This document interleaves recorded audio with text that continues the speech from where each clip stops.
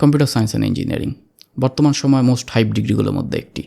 Strong career prospect, বেশ ভালো একটা স্যালারি এবং ডিসেন্ট লাইফস্টাইল, এই তিনটি জিনিসের আশায় প্রতি বছর হাজারো স্টুডেন্ট কম্পিউটার সায়েন্স অ্যান্ড ইঞ্জিনিয়ারিংয়ে ভর্তি হচ্ছে। তবে শকিং রিয়ালিটি হচ্ছে এই স্টুডেন্টের মধ্যে গ্র্যাজুয়েশনের পর দিয়ে একটা সিগনিফিক্যান্ট অংশ বেকার বসে থাকে। এর রিজন হচ্ছে কম্পিউটার সায়েন্স ফিল্ডে আপনি বেশ ভালো একটা সার্টিফিকেট বা একাডেমিক ব্যাকগ্রাউন্ড নিয়ে বের হলে যে ভালো জব ল্যান্ড করতে পারবেন এর কোনো গ্যারান্টি নেই। কম্পিউটার সায়েন্স ফিল্ডে আপনার একটা সলিড ক্যারিয়ার শুরু করতে চাই স্ট্রং স্কিল সেট এবং ডিটারমিনেশন। সো এই ভিডিওতে আমি আপনাদের সাথে শেয়ার করবো একটি 4 year long step by step roadmap, যেটি ফলো করলে আপনি এনশিওর করতে পারবেন যে গ্র্যাজুয়েশনের পর দিয়ে আপনি শুধুমাত্র একটি একাডেমিক সার্টিফিকেট নিয়ে বের হচ্ছেন না, আপনি একজন স্কিলফুল ইঞ্জিনিয়ার হয়ে বের হচ্ছেন, যেটা জব মার্কেটে আপনাকে বাকি ক্যান্ডিডেট থেকে অনেক ধাপে এগিয়ে রাখবে। হাই, আমি রেজাউর রহমান, একজন সিনিয়র সফটওয়্যার ইঞ্জিনিয়ার এবং টেক মেন্টর। আপনি যদি আমার চ্যানেল নতুন হয়ে থাকেন, আমি এই চ্যানেলে সফটওয়্যার ইঞ্জিনিয়ারিং এবং ক্যারিয়ার রিলেটেড অ্যাডভাইস নিয়ে ডিসকাস করে থাকি। এই জিনিসগুলো যদি আপনাকে ইন্টারেস্টেড করে থাকে, আপনি আমার চ্যানেলটা সাবস্ক্রাইব করে রাখতে পারেন। সো আর কথা না বাড়িয়ে আমি আসলে আমার মেন ভিডিওটা শুরু করি। যেহেতু কম্পিউটার সায়েন্স ডিগ্রিটা 4 বছরে বিভক্ত, সো আমি আমার আলোচনায় আমার রোডম্যাপটাকে 4 ভাগে ভাগ করে নিচ্ছি এবং এই ভিডিওতে আমি অনেকগুলো টপিকে ডিসকাস করব। সো যেন আমি কোনো টপিক ভুলে না যাই, তার জন্য আমি আমার নোট প্রিপেয়ার করে রেখেছি। স্টার্ট করছি ফার্স্ট ইয়ার দিয়ে। স্টুডেন্ট লাইফের মোস্ট সিগনিফিক্যান্ট ইয়ার এটা। ফার্স্ট ইয়ারকে যারা প্রপারলি ইউটিলাইজ করতে পারে তারা বাকি স্টুডেন্টের থেকে কয়েক ধাপ এগিয়ে যায়। এই জিনিসটাকে মাথায় রেখে আমি ফার্স্ট ইয়ারকে 2টা মেন ভাগে ভাগ করব। একটা হচ্ছে ফার্স্ট ইয়ারের প্রথম হাফ আর একটা হচ্ছে second half. So first year প্রথম হাফে আপনার প্রথম কাজ হবে আপনি যে ইউনিভার্সিটিতে ভর্তি হয়েছেন সেই ইউনিভার্সিটির প্রোগ্রামিং ক্লাব বা প্রোগ্রামিং রিলেটেড যে কমিউনিটি আছে সেটাকে খুঁজে বের করা। এই কমিউনিটিগুলো বিভিন্ন সময় বিভিন্ন টাইপের সেমিনার, ওয়ার্কশপ এবং ট্রেনিং প্রোভাইড করে থাকে। তাছাড়া এই কমিউনিটিতে আপনি পাবেন আমার মতো অনেক সিনিয়র যারা আপনাকে হেল্প করতে পারবে বা গাইড করতে পারবে। সো এই কমিউনিটি পার্ট হওয়া বেশ গুরুত্বপূর্ণই আমার কাছে মনে হয়। সেকেন্ড থিং, আপনার তো আসলে প্রোগ্রামিং কমিউনিটিতে যুক্ত হলেই হবে না, আপনার প্রোগ্রামিং শিখতে হবে। তার জন্য আমাদের দরকার একটি প্রোগ্রামিং ল্যাঙ্গুয়েজ শেখা। সো আমি বলবো আপনার দ্বিতীয় কাজ হবে একটা প্রোগ্রামিং ল্যাঙ্গুয়েজ পিক করে সেটা শেখা। তবে এখানে অধিকাংশ স্টুডেন্ট ভুল করে থাকে। অধিকাংশ সময় তারা ফার্স্ট ল্যাঙ্গুয়েজ হিসেবে পাইথন, জাভাস্ক্রিপ্ট এই টাইপের ল্যাঙ্গুয়েজ পিক করে, কারণ এগুলো খুব ফ্যান্সি ল্যাঙ্গুয়েজ। তবে আমি এটা রেকমেন্ড করব না। যেহেতু আপনি শুরু করতেছেন, আমি বলবো আপনি একটা বেসিক প্রোগ্রামিং ল্যাঙ্গুয়েজ দিয়ে শুরু করেন। আমি প্রেফার করব সি বা C++। এর রিজনটা হচ্ছে সি বা C++ খুবই বেসিক প্রোগ্রামিং ল্যাঙ্গুয়েজ। এটা দিয়ে আপনি যখন আপনার প্রোগ্রামিং জার্নিটা শুরু করবেন তখন আপনি অনেক কিছু হাতে কলমে শিখতে পারবেন। মেমোরি ম্যানেজমেন্ট, কীভাবে ডাটা অ্যালোকেশন হয়, এই জিনিসগুলো। আপনি যদি শুরুতেই একটা স্ট্রং প্রোগ্রামিং ল্যাঙ্গুয়েজ দিয়ে শুরু করেন যেমন পাইথন বা জাভা, আপনি এই জিনিসগুলো প্রপারলি শিখতে পারবেন না, যার ফলে একটা বড় চান্স আছে যে আপনার এখানে নলেজ গ্যাপ রয়ে যাবে। সো আমার মনে হয় আপনি সি বা C++ দিয়ে শুরু করেন, এটা আপনার জন্য লং রানে বেটার হবে। তারপর আমাদের নেক্সট স্টেপটা হচ্ছে আমি কোথা থেকে শিখবো প্রোগ্রামিং। সো আমি বলবো ইউটিউবে প্রচুর রিসোর্স আপনি পাবেন যেখানে আপনি সি বা C++ শিখতে পারবেন। এবং শুরুতেই অনেকে যে ভুলটা করে থাকে তারা বাংলা টিউটোরিয়াল খুঁজে। ইভেনচুয়ালি আপনি হয়তো বেসিক টপিকে বাংলা টিউটোরিয়াল পাবেন, তবে সময়ের সাথে সাথে আপনি যখন আরও গ্রো করবেন, আপনার যখন আরও অ্যাডভান্স টপিকের টিউটোরিয়াল দরকার পড়বে, তখন দেখবেন আসলে বাংলাতে এনাফ টিউটোরিয়াল নাই।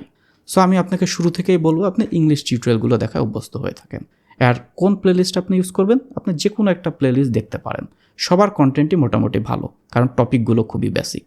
সো প্রোগ্রামিং তো আমরা শেখা শুরু করলাম, এখন আমাদের নেক্সট স্টেপ কী? সো আমাদের নেক্সট স্টেপ হচ্ছে আমরা যে প্রোগ্রামিংগুলো শিখছি সেগুলো তো আমাদের আসলে প্র্যাকটিস করতে হবে। প্র্যাকটিস করার জন্য আমরা চাই একটা প্ল্যাটফর্ম। অনলাইনে বিভিন্ন প্ল্যাটফর্ম আছে যেখানে আপনি আসলে প্রোগ্রামিং প্র্যাকটিস করতে পারেন, যেমন URI, UVA, লাইটস, কোডফোর্সেস, লিডকোড এটসেট্রা। তবে আপনি যেহেতু শুরু করছেন কেবল, আমি রেকমেন্ড করবো আপনি একটা বিগিনার ফ্রেন্ডলি ওয়েবসাইট থেকে শুরু করেন। সেই ক্ষেত্রে আমার পছন্দ হচ্ছে BCrowd। এইটা বিগিনার ফ্রেন্ডলি একটা প্ল্যাটফর্ম যেখানে খুব ইজি প্রবলেম স্টেটমেন্ট দেওয়া থাকে। আপনি যেহেতু নতুন, আপনার কাছে এগুলো সলভ করা রিলেটিভলি ইজি হবে। সো আপনি BCrowd দিয়ে শুরু করতে পারেন। নেক্সট স্টেজ হচ্ছে আপনি যখন প্রবলেম সলভিং করতে থাকবেন এবং শিখতে থাকবেন, আপনি দেখবেন আপনি জায়গাতে আটকে যাচ্ছেন, কোথাও আপনার ক্ল্যারিফিকেশন লাগবে।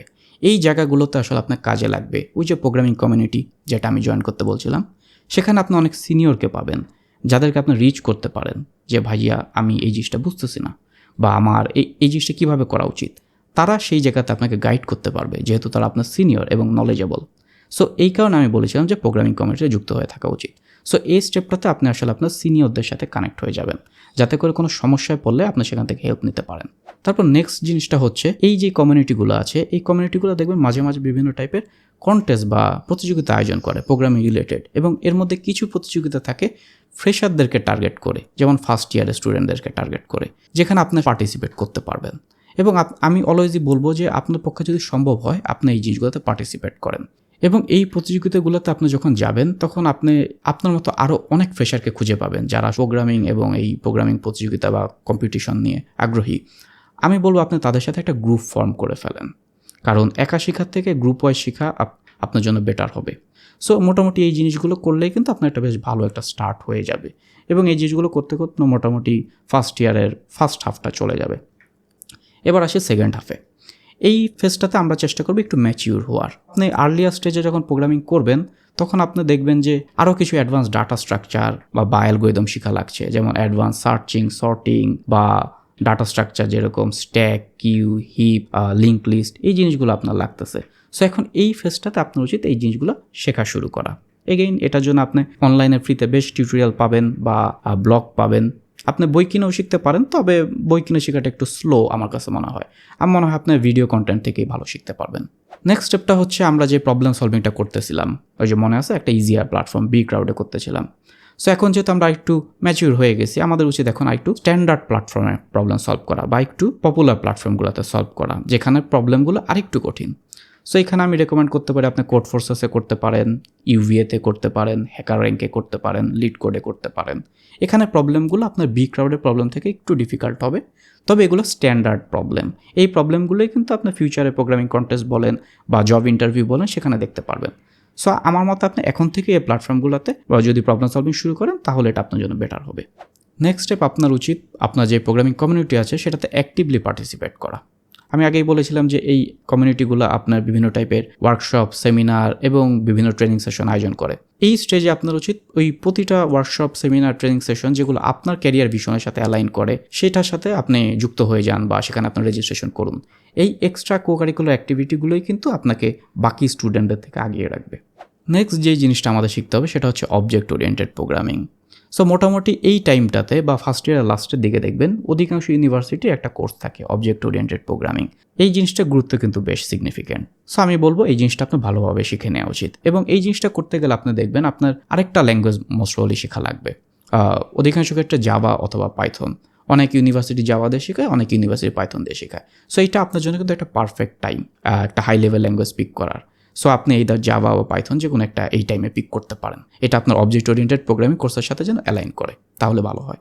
এবং মোটামুটি যখন আপনার এই হাই লেভেলের ল্যাঙ্গুয়েজটা শেখা হয়ে যাবে এবং সেই সাথে আপনার C++ দিয়ে বেশ ভালো প্রবলেম সলভিংই করতেছেন, আপনি এখন কিন্তু মোটামুটি রেডি যে স্কিলগুলো আপনি ডেভেলপ করছেন সেটা দিয়ে বেশ ছোটো লেভেলের একটা প্রজেক্ট তৈরি করতে। যদিও আমরা এখনও কোনো অ্যাডভান্স হাই লেভেল টেকনোলজি শিখিনি বা ফ্রন্ট এন্ড বা ইউআই টেকনোলজি শিখিনি, আপনি কিন্তু এখানে কনসোল বেস কিছু প্রজেক্ট তৈরি করতে পারেন। সো সম্ভব হলে আপনি কিছু ছোট প্রজেক্ট তৈরি করে রাখতে পারেন। মোটামুটি এই জিনিসগুলো আপনি করতে করতে দেখবেন কখন আপনার চোখের পলকে আসলে ফার্স্ট ইয়ার শেষ হয়ে গিয়েছে এবং তারপর আপনি সেকেন্ড ইয়ার উঠে গিয়েছেন। সো মুভ করছি আমরা সেকেন্ড ইয়ারের প্ল্যানে। ফার্স্ট ইয়ারটা ছিল আমাদের হাতে খড়ি, আর সেকেন্ড ইয়ারটা হবে আমাদের ম্যাচিউরিটি স্টেজ। এই স্টেজে আমরা চেষ্টা করবো ম্যাচিউর হওয়ার, যেই জিনিসগুলো আমরা ফার্স্ট ইয়ারে শুরু করেছিলাম সেই জিনিসটাতে আরেকটু বেটার হওয়ার। ফার্স্টে আমরা শুরু করবো আমাদের একটা সলিড প্রবলেম সলভিং বা প্রোগ্রামিংয়ের ট্র্যাক রেকর্ড তৈরি করাতে। সো মনে আছে আমরা যেই বিভিন্ন প্ল্যাটফর্মে প্রবলেম সলভিং করতেছিলাম, এদের মধ্যে অনেক প্ল্যাটফর্মে দেখবেন আপনার একটা রেটিং সিস্টেম আছে, যেটা আপনি কতগুলো প্রবলেম সলভ করেছেন, কত ভালোভাবে করেছেন তার উপর বেস করে সে একটা রেটিং দেয়। সো আমরা এই ফেজে ঠিক করব যে আমাদের এই রেটিং যেটা আছে সেটা যেন একটা স্ট্যান্ডার্ড লেভেলে থাকে। কাইন্ড অফ আমরা আমাদের একটা ট্র্যাক রেকর্ড তৈরি করতে চাচ্ছি। এই ট্র্যাক রেকর্ডটা কিন্তু আপনি যখন গ্র্যাজুয়েশন শেষ করবেন আপনি আপনার সিভিতে দিতে পারেন। এই রেটিংগুলো কিন্তু আপনার জাস্টিফিকেশন বা আপনার প্রুফ হিসেবে কাজ করবে যে আপনি একটা সলিড প্রবলেম সলভিং বা প্রোগ্রামিং ব্যাকগ্রাউন্ড থেকে এসেছেন।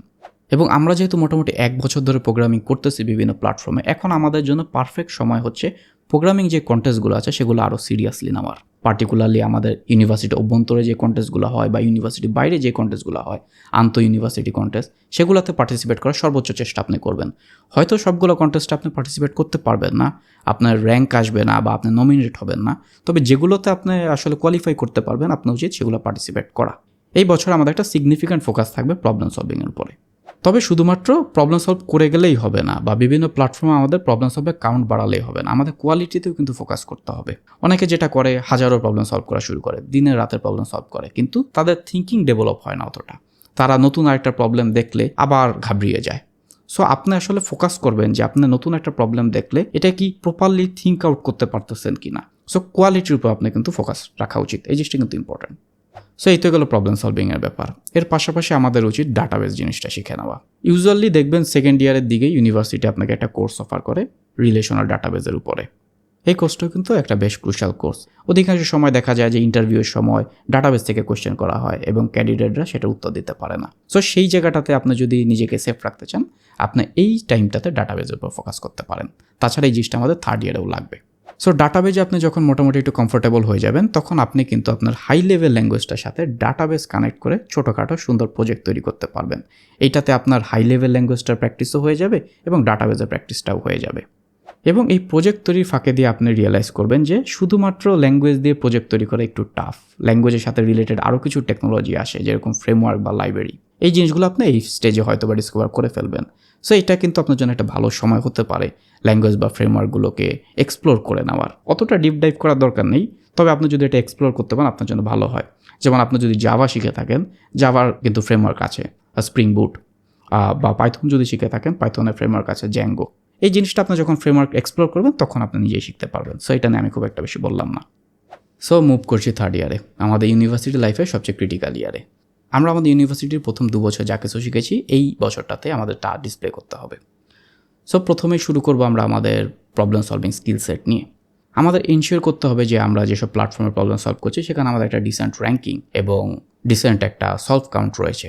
এবং এর পাশাপাশি আমাদের ইউনিভার্সিটিতে যত সব প্রোগ্রামিং কন্টেস্ট হচ্ছে, আমরা ইনশিওর করবো এখানে আমাদের ম্যাক্সিমাম পার্টিসিপেশন, স্পেসিফিক্যালি এক্সটার্নাল কন্টেস্টগুলোতে, যেগুলো আমাদের ইউনিভার্সিটির সাথে অন্য ইউনিভার্সিটি কন্টেস্ট হয়, বা ন্যাশনাল লেভেলের প্রোগ্রামিং কন্টেস্ট বা আইসিপিসি, এই টাইপের কন্টেস্টগুলোতে আমরা পার্টিসিপেট করার চেষ্টা করব। এবং এই থার্ড ইয়ারেই কিন্তু আমাদের নিশ বা এক্সপার্টিস এরিয়া ফিগার আউট করতে হবে। কম্পিউটার সায়েন্স কিন্তু একটা বড় ফিল্ড। এই ফিল্ড থেকে পাশ করার পর অনেকে ব্যাক এন্ড ইঞ্জিনিয়ার হয়, অনেকে ফ্রন্ট এন্ড ইঞ্জিনিয়ার হয়, অনেকে শুধুমাত্র ওয়েব ডেভেলপার হয়, অনেকে এআই, এমএল, মেশিন লার্নিং এগুলো নিয়ে কাজ করে। সো আমরা আসলে কোনটাতে আমাদের ভবিষ্যৎ গড়তে চাই, এই জিনিসটা আমাদের এই স্টেজেই ফিগার আউট করতে হবে।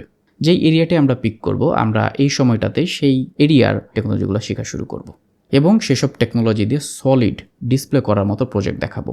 ফার্স্ট 2 ইয়ারে কিন্তু আমরা ছোট ছোট প্রজেক্ট তৈরি করেছি, প্র্যাকটিস প্রজেক্ট। তবে থার্ড ইয়ার আমরা চেষ্টা করব কাউকে ডিসপ্লে করার মতো বা নিজের সিভি বা রেজুমিতে শোকেস করার মতো প্রজেক্ট তৈরি করার। এবং এটা হচ্ছে পারফেক্ট সময় আমাদের গিট বা গিট হাব স্কিল ডেভেলপ করার। এতে করে আমরা যে প্রজেক্টগুলো তৈরি করছি সেই প্রজেক্টগুলো আমরা গিটে আপলোড করতে পারবো এবং সেখানে ডিসপ্লে করতে পারবো। গিট এবং গিটহাবের পাশাপাশি আমাদের উচিত একটা লিঙ্কডইন প্রোফাইল তৈরি করে ফেলা। লিঙ্কডইন হচ্ছে প্রফেশনাল লোকদের জন্য প্ল্যাটফর্ম, যেখানে আপনি আপনার ইন্ডাস্ট্রিতে যারা রয়েছে তাদের সাথে আপনি কানেক্ট করতে পারবেন, তাদের সাথে ইন্টারাকশন করতে পারবেন এবং তাদের বিভিন্ন টাইপের পোস্ট দেখতে পারবেন। একটা স্ট্রং লিঙ্কডইন প্রোফাইল থাকা কিন্তু খুবই জরুরি। সো এই স্টেজে এসে আমরা আমাদের একটা প্রফেশনাল লিঙ্কডইন প্রোফাইল তৈরি করে ফেলবো। এর পাশাপাশি আমাদের উচিত হবে কিছু এআই টুলস এবং টেকনোলজি এক্সপ্লোর করা। আপনি কিন্তু ভুলে গেলে হবে না, এখন যুগটা হচ্ছে এআই এর।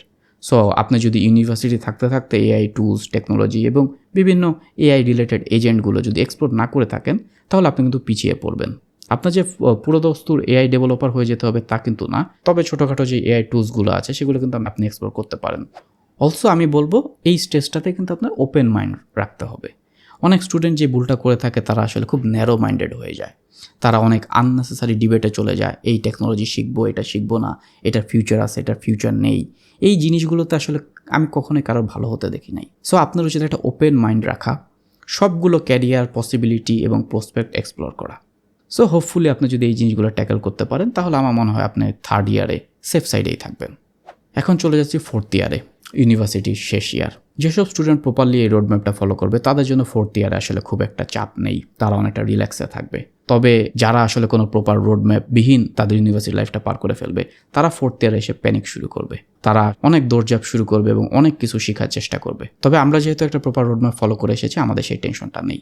আমরা এই বছর এসে ফোকাস করব বিগত যে 3 বছর আমরা যা শিখেছি সেটা প্রপারলি শেখা হয়েছে কিনা। এটা বলতে আমি বোঝাচ্ছি আমাদের যে প্রবলেম সলভিং স্কিলটা সেটার উপর আমরা কনফিডেন্ট কিনা, আমাকে কোনো প্রবলেম সলভ করতে দিলে আমি সেটা করতে পারবো কিনা, সেই কনফিডেন্স আমার আছে কিনা।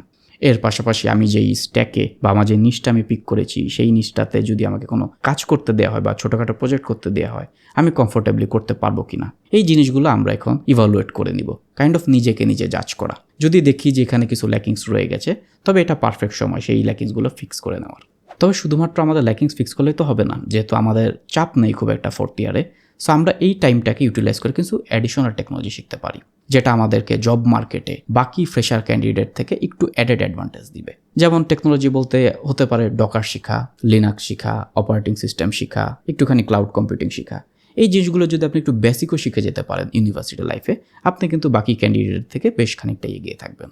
এবং আমরা যেহেতু 4th ইয়ারে চলে এসেছি, আমাদের এখন ফোকাস দিতে হবে আমাদের গিটহাব প্রোফাইলটা, লিঙ্কডইন প্রোফাইলটা কিন্তু ফুললি পলিশড কিনা। কারণ আমরা যখন সিভি বা রেজুমে তৈরি করব, সেখানে কিন্তু আমাদের গিটহাব প্রোফাইল এবং লিঙ্কডইন প্রোফাইলটা আমরা অ্যাড করে দিব।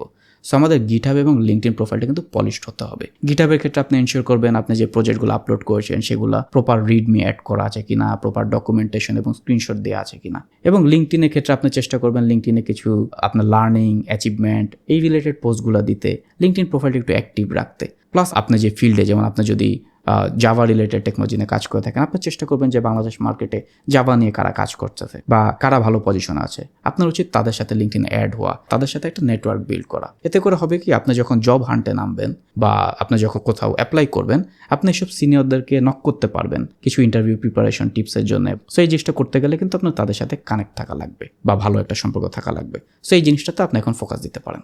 সেই সাথে লিঙ্কডইন কিন্তু বেশ ভালো জব মার্কেট অ্যানালাইজার টুল হিসেবে কাজ করে। লিঙ্কডইনের জব সেকশন আপনি গেলে কিন্তু আপনার যেই টেকনোলজিতে আপনি ক্যারিয়ার করতে চান বা যে ফিল্ডে ক্যারিয়ার করতে চান, সেই ফিল্ডের জবগুলো আপনি ফিল্টার করে দেখতে পারেন। এবং আপনি কিন্তু জব পোস্ট পড়ে বের করতে পারেন যে রিক্রুটাররা এই ফিল্ডগুলোতে কোন কোন স্কিল সেটগুলো চাচ্ছে ক্যান্ডিডেটের মাঝে। সেই স্কিলগুলোর সাথে আপনি আপনার স্কিল সেট ম্যাচ করে নিতে পারেন। যদি দেখেন যে কোনো স্কিল আপনার এখনও মিসিং আছে, এই টাইমটাতে আপনি সেগুলোকে পলিশ করে নিতে পারেন। এবং সেই সাথে আপনার উচিত প্রফেশনাল সিভি বা রেজুমে তৈরি করে ফেলা। অধিকাংশ সময় স্টুডেন্টরা যেটা করে, ইউনিভার্সিটি লাইফে প্রফেশনাল সিভি বা রেজুমে তৈরি করে না। তারা কাইন্ড অফ গ্র্যাজুয়েশনের পর দিয়ে একটা সার্কুলার দেখলে দ্রুত তাড়াহুড়া করে এক রাতের ব্যবধানে একটা সিভি তৈরি করে ফেলে, এবং ওই সিভিটা খুব একটা পলিশড বা ভালো হয় না। একটা জিনিস মনে রাখবেন, এর থেকে খারাপ কোনো কিছু হতে পারে না যে আপনি একটা ডিজার্ভিং ক্যান্ডিডেট হওয়ার পরেও একটা ভালো সিভি বা রেজুমে না থাকার কারণে আপনার অ্যাপ্লিকেশনটা অ্যাকসেপ্টই হয়নি, আপনি ইন্টারভিউ ডাকই পাননি। সো এই জিনিসটা অ্যাভয়েড করতে চাইলে আপনি কিন্তু হাতে সময় নিয়ে, ধৈর্য নিয়ে আপনি একটা প্রফেশনাল রেজুমে বা সিভি তৈরি করেন। এবং অবশ্যই এই সিভি বা রেজুমেটা আপনি কারোর দ্বারা রিভিউ করিয়ে নেবেন, পার্টিকুলারলি কোনো ইন্ডাস্ট্রি সিনিয়র বা ইন্ডাস্ট্রি এক্সপার্ট দ্বারা। এই তো গেল সিভির পার্ট। তবে শুধু সিভি রেডি করলে তো হবে না, আপনার ইন্টারভিউর জন্য প্রিপারেশনও নেওয়া লাগবে। আমরা কিন্তু 4 বছর ধরে মোটামুটি বেশ ভালো স্কিল গ্যাদার করেছি, তবে এই স্কিলগুলো কিন্তু বিক্ষিপ্ত অবস্থায় আমাদের কাছে রয়ে গেছে। ইন্টারভিউয়ের জন্য কিন্তু সেপারেট প্রিপারেশন লাগে, অনেকটা থিওরি রিলেটেড লেখাপড়া করা লাগে। ধরুন আপনি জানেন অবজেক্ট ওরিয়েন্টেড প্রোগ্রামিং কী বা ডাটাবেস কী, কিন্তু আপনাকে কেউ যখন অবজেক্ট ওরিয়েন্টেড প্রোগ্রামিংয়ের সংজ্ঞা জিজ্ঞেস করে, হয়তো আপনি তো এটা গুছিয়ে বলতে পারেন না। এই জিনিসটা কিন্তু অনেকের মাঝে হয় ইন্টারভিউ বোর্ডে। সো এই জিনিসগুলো বা এই বিব্রতিকর অবস্থা থেকে তো বাঁচতে চাইলে আপনি ইন্টারভিউ স্পেসিফিক কিছু প্রিপারেশন নিয়ে শুরু করতে পারেন, এবং আপনার বন্ধুদের সাথে মক ইন্টারভিউ বা প্র্যাকটিস ইন্টারভিউ দিয়ে কিন্তু নিজের কনফিডেন্স লেভেলটা একটু বাড়িয়ে নিতে পারেন। এই জিনিসটা কিন্তু আপনার অ্যাকচুয়াল ইন্টারভিউর সময় অনেকখানি হেল্প করবে। And last but not the least, আপনার গ্র্যাজুয়েশন আসে কিন্তু বসে থাকলে হবে না। আপনি মোটামুটি 4th ইয়ারে চলে আসছেন এবং আপনি মোটামুটি জব রেডি। সো এখন আপনার উচিত লিঙ্কডইনে অ্যাক্টিভলি আপনার ফিল্ডে সার্কুলার খোঁজা, এবং কোনো অ্যাক্টিভ সার্কুলার থাকলে সেটাতে অ্যাপ্লাই করে ফেলা। কেন আমি এটা বলছি? কারণ অধিকাংশ সময় দেখা যায় কি, মার্কেট আপ ডাউন করে। আপনি যখন পাশ করে বের হবেন বা আপনার যখন গ্র্যাজুয়েশন শেষ হবে, তখনই যে আপনার পার্টিকুলার ফিল্ডে বা আপনার পার্টিকুলার ডোমেইনে যে সার্কুলার থাকবে তা কিন্তু না। সো এইসব জিনিসগুলো মাথায় রাখলে আপনার উচিত কিন্তু এখনই জবে অ্যাপ্লাই করে ফেলা। আর তাছাড়া ফার্স্ট ইন্টারভিউ যে সাকসেস হবে তাও কিন্তু না। সো গ্র্যাজুয়েশনের পর দিয়ে ইন্টারভিউর জন্য অ্যাপ্লাই করে 6 মাস বসে থেকে বা 2-3টা জায়গাতে যদি আপনি একটু রিজেক্ট হয়ে যান কনফিডেন্সের অভাবে বা প্রিপারেশন অভাবে, সেই জিনিসগুলো আপনার যে 6 মাস সময়টা নষ্ট করবে, এবং আপনার যেই 6 মাস আপনার একটা বেকার স্টেটে থাকা লাগবে, এই স্টেটটা কিন্তু আপনি অ্যাভয়েড করতে পারেন যদি আপনি গ্র্যাজুয়েশন আগে দিয়ে অ্যাপ্লাই করেন। অনেকে বলতে পারেন যে ভাইয়া আমি যদি পাশ করার আগে চাকরি পেয়ে যাই তখন আমি কি করব? আমার মতো আপনি জব অফার পাওয়ার পর কিন্তু এটা স্টিল চিন্তা করতে পারেন। যেমন আমি যদি আমার কথা বলি, আমি কিন্তু আমার গ্র্যাজুয়েশনে 1 বছর আগে থেকে জব করছি। 4th ইয়ার অতটা লেখাপড়ার চাপ আমার ছিল না। সো আমি জব লেখাপড়া দুইটাই ম্যানেজ করতে পারছি, এবং আমার অনেক ফ্রেন্ড এবং আমার জুনিয়র যাদের আমি মেন্টর করি ওরাও কিন্তু একই কাজই করেছে। সো আমার অ্যাডভাইস থাকবে আপনার সব গ্র্যাজুয়েশনের জন্য বসে না থেকে আপনি জবে অ্যাপ্লাই করা শুরু করে দিতে পারেন এই টাইমটাতে। সো মোটামুটি এই ছিল আমাদের 4 ইয়ার লং রোডম্যাপ। আমি জানি শুরুতে মনে হতে পারে এটা অনেক লম্বা রোডম্যাপ বা এটা ফুলফিল করা অনেক টাফ হবে, স্পেশালি আমি যদি কনসিডার করি আমাদের ইউনিভার্সিটিতে আরও অ্যাক্টিভিটি থাকে, ক্লাস থাকে, কুইজ থাকে, এক্সাম থাকে, এবং 4th ইয়ারে আমাদের কিন্তু একটা ফাইনাল ইয়ার থিসিস থাকে। সো সেগুলো কনসিডার করলে মনে হতে পারে 4 ইয়ার রোডম্যাপটি একটু ডিফিকাল্ট। তবে ট্রাস্ট মি, ইউনিভার্সিটি 4 ইয়ার কিন্তু অনেক লম্বা একটা সময়। আমার অনেক জুনিয়র স্টুডেন্ট রয়েছে যাদেরকে আমি প্রিভিয়াসলি মেন্টর করেছি, তারা ইনিশিয়ালি এটাই মনে করতো তবে একটু প্রপার টাইম ম্যানেজমেন্ট এবং ডেডিকেশন থাকলে কিন্তু এই রোড ম্যাপটা 4 ইয়ারে খুব ইজিলি অ্যাচিভ করা যায়। আর আপনার যেটা কমপ্লিটলি অ্যাচিভ করতে হবে তাও কিন্তু নয়। আপনি যদি 70 থেকে 80%ও কভার করতে পারেন তাহলেও কিন্তু আমি বলবো গ্র্যাজুয়েশনের পর দিয়ে আপনি কিন্তু বেশ ভালো একটা জায়গায় থাকবেন। আর এই রোডম্যাপ নিয়ে আপনার যদি কোনো কোয়েরি, কনফিউশন বা ফিডব্যাক থাকে আপনি কমেন্ট সেকশন আমাকে এটা জানাতে পারেন অথবা লিঙ্কডইন আমাকে রিচ আউট করতে পারেন। আমার LinkedIn profile link comment section আর ডেসক্রিপশন বক্সে দেওয়া থাকবে। এছাড়াও আমাদের কিন্তু একটা টেলিগ্রাম কমিউনিটি চ্যানেল আছে, সেটাতেও আপনি যুক্ত হয়ে থাকতে পারেন। সেটার লিঙ্কও আমি ডেসক্রিপশন বক্সে দিয়ে রাখবো। সো আজকের এই ভিডিওতে এই পর্যন্তই। হোপফুলি নেক্সট কোনো ভিডিওতে আপনার সাথে দেখা হচ্ছে। Till then have a nice day.